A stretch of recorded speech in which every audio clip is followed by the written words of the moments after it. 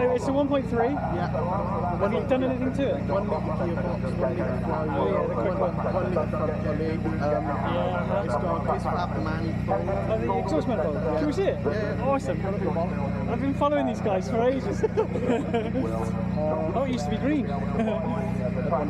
Nice. Is it wrapped or painted? Nice, it's pretty good, isn't it? Oh yes, look at that. Look at that manifold. Yes. So what does it make standard then? The 1.3? 74 is it? Okay. And what is the manifold meant to add? I haven't really looked at that, so it's going to be surprising. How many miles on the engine? Absolutely no idea. I've had the engine for like 4 or 5 years.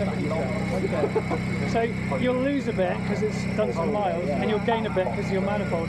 Yeah. So I'm gonna guess 74. I'm gonna go right at the stop. What do you think? 80? Any ideas? Alright, let's get it loaded up then and we'll have a go.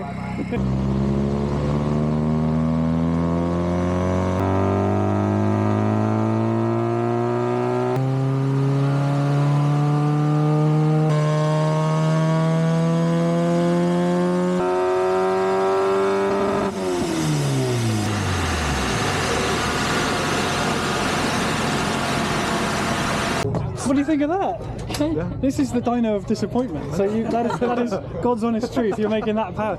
So is that 10 up on standard? 10 up on standard. 11 up on standard. It was my target. Yeah, that's awesome. That's awesome. Yeah. That's nearly 15%, isn't it? And it's just for that manifold. Well, I hope you're pleased. I think that's a wicked result. Yeah. It sounds awesome too. A little smoky. Just ignore it. Just ignore it. Yeah. Don't look in the mirrors. Yeah. Guys, it's been a pleasure having you on. We'll get it unstrapped now and hand it back to you guys. An awesome result. I'm well chuffed for these guys. It made more than expecting, all of us really.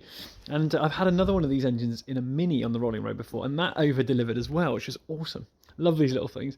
So there's 3 things to note on this torque curve.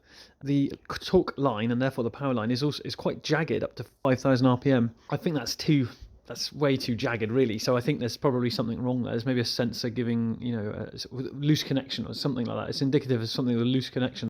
And then it settles down 5,000 upwards though. It's that's much more like what you'd expect to see.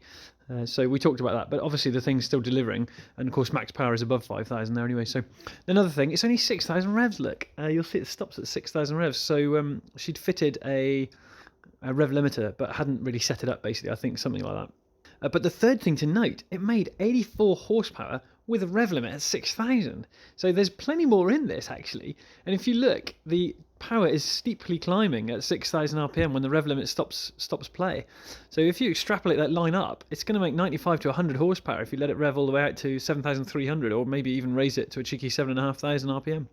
Pretty cool. A really good result actually. So I wish her the best of luck with her car and ongoing improvements, and I hope to see it again one day. It'd be amazing.